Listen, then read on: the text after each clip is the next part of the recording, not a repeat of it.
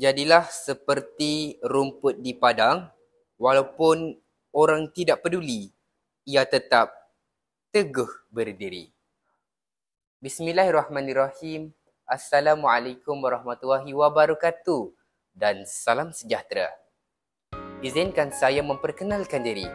Nama diberi Mikael Ansyi Zakirin bin Hafizi, merupakan salah seorang pelajar tingkatan 2 yang menuntut ilmu di Sekolah Menengah Kebangsaan Datuk Perdana, berkod sekolah DEA 0040.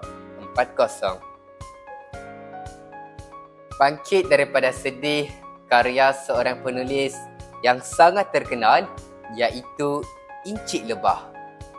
Buku ini telah diterbitkan oleh The Hamare Project Collection pada Februari 2024 dengan 222 halaman bercetak.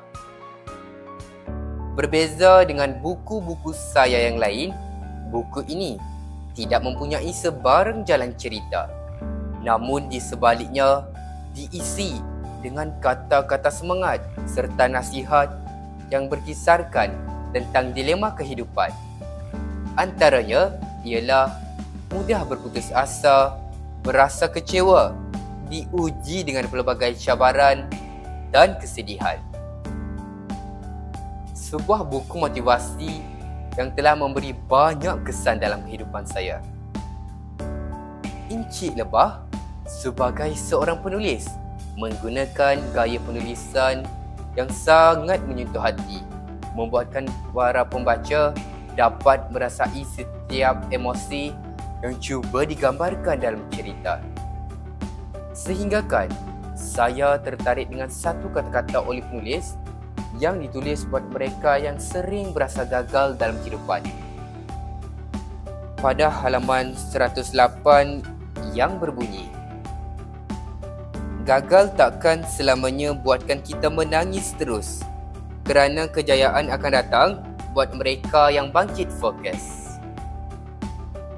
Sudah terang lagi bersuluh, makna yang tersirat dalam kata-kata tersebut menyatakan bahawa gagal bukanlah sesuatu perkara yang perlu disesali sepanjang masa, kerana kegagalan adalah sebahagian daripada perjalanan menuju kejayaan.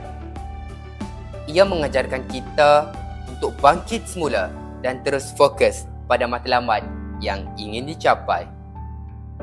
Kejayaan akan datang buat mereka yang bangkit fokus dan tidak pernah berputus asa walaupun menghadapi cabaran yang sukar.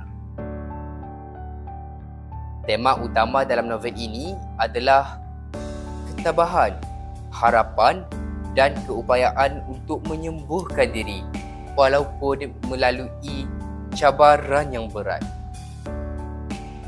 Akan tetapi, setelah saya menghabiskan bacaan, barulah saya faham erti sebenar yang cuba disampaikan oleh penulis, iaitu menggambarkan bagaimana perasaan sedih, kecewa dan putus asa bukanlah penamat bagi kehidupan.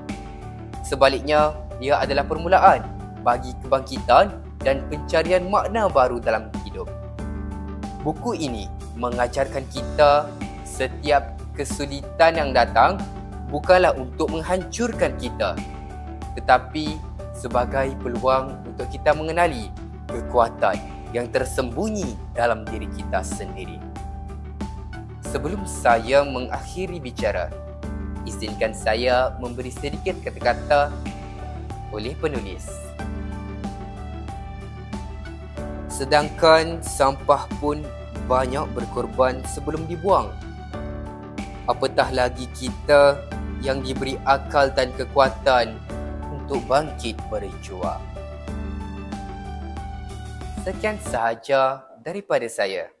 Terima kasih.